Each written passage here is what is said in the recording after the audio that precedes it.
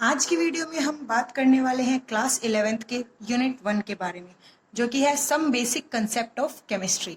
तो इसमें पहली चीज क्या आती है हमें पढ़ने के लिए? First is matter.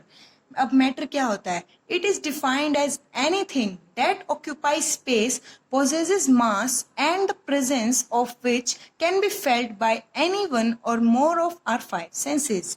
मतलब कि ये मैटर कोई भी ऐसी चीज जो कि स्पेस ऑक्यूपाई करे, मतलब स्पेस को ऑक्यूपाई करे, मतलब स्पेस कंज्यूम करे, एंड प्रोसेसेस मासेस, और उसके अंदर कुछ ना कुछ मास जरूर होना चाहिए, डेट इज कॉल्ड मैटर। जैसे कि water, would, air, petrol and etcetera. अब आते हैं हम क्लासिफिकेशन ऑफ मैटर की। अब मैटर्स की क्लासिफिकेशन में टू स्टेट्स होते हैं। First one is physical classification and second one is chemical classification. अब फिजिकल क्लासिफिकेशन के बारे में पढ़ते हैं। It is totally based on physical state under ordinary condition of temperature and pressure. इसने बोला है कि ये हमेशा एक मतलब फिजिकल स्टेट और कुछ कंडीशंस जैसे कि टेम्परेचर और प्रेशर की कुछ कंडीशंस के ऊपर ही काम करेगा। अब इसमें भी 3 स्टेट्स होते हैं जो कि हमने बहुत बार 9th-10th में भी पढ़ी हुई होती है, सॉलिड, लिक्विड एंड गैसेस। अब आते हैं सॉलिड के ऊपर। अब सॉलिड क्या है?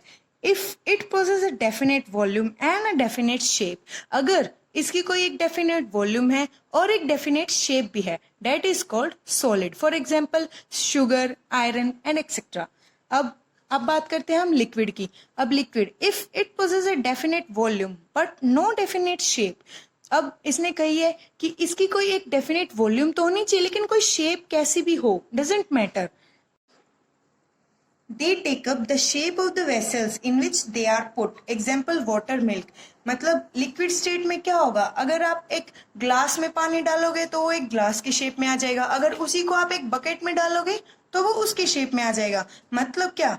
डेफिनेट वॉल्यूम तो है, मतलब एक ही, मतलब वॉल्यूम उतनी ही है, चाहे 1 गिलास हो, चाहे 1 लीटर हो, 2 लीटर हो, वॉल्यूम उतना ही है, लेकिन शेप्स हमेशा चेंज होती रहेंगी, मतलब उसकी डेफिनेट शेप कभी नहीं होगी। अब थर्ड वन इज गैसेस। अब गैसेस में क्या होता है? Neither process a definite shape and a definite volume. मतलब क्या? उनकी कभी भी डेफिनेट शेप तो होगी नहीं और ना ही कभी डेफिनेट वॉल्यूम होगी, क्योंकि ये गैसेस क्या होती है? हवा में। They fill up the whole vessel in which they are put. हम कैसा भी वेसल ले लें उसी में ये फिल रहती है, मतलब चाहे आप छोटा ले लो, बड़ा ले लो, या फिर अपने सिंपल इन्वायरमेंट ही सोच के चलो, तो मतलब इनका कभी तो डेफिनेट शेप नहीं होगी और ना ही कभी डेफिनेट वॉल्यूम होगी। Example hydrogen, oxygen etcetera. अभी हमने बात करी थी फिजिकल क्लासिफिकेशन की, अब हम बात करेंगे second one is chemical classification. अब इसमें भी 2 चीजें होती हैं, होमोजीनियस और हेट्रोजीनियस। अब होमोजीनियस का क्या मतलब? If it has a uniform composition and identical properties, और if it consist of only one phase. मतलब कि कुछ इनकी यूनिफॉर्म कंपोजिशन होनी चाहिए और कुछ आइडेंटिकल प्रॉपर्टीज, मतलब इनकी कुछ प्रॉपर्टीज होंगी, ये सिर्फ उसी में ही सीमित रहेंगी, उससे आगे नहीं जाएंगी, और ये सिर्फ एक ही फेज में होगी, मतलब एक फेज में, simple single phase.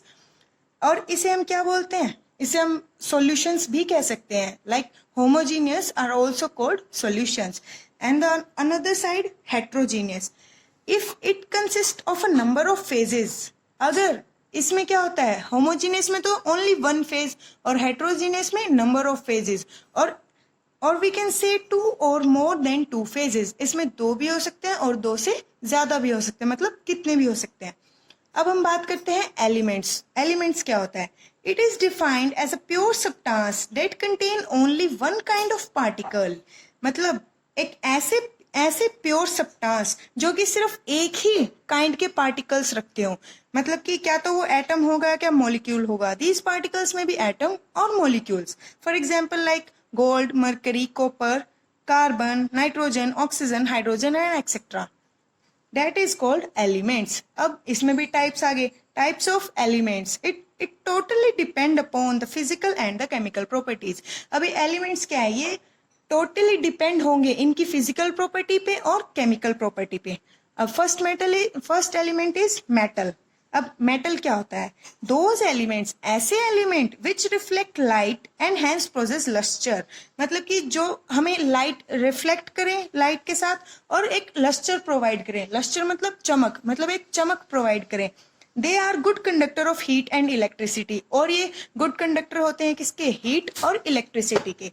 Now they exist as solid at room temperature and possess high density.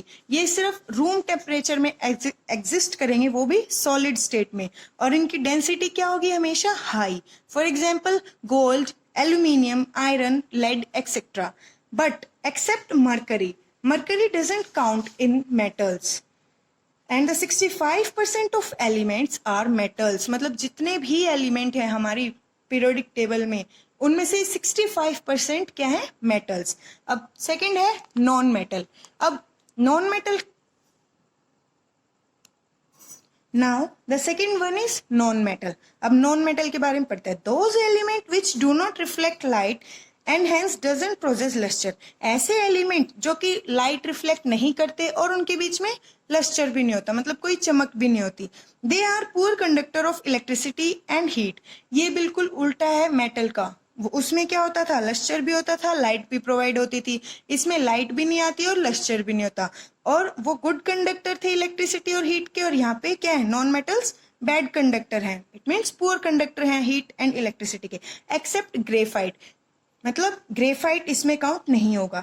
They exist in all the 3 states. और मेटल्स क्या थे, सिर्फ मेटल्स सॉलिड स्टेट में एग्जिस्ट करते थे, वो भी क्या, रूम टेम्परेचर पे.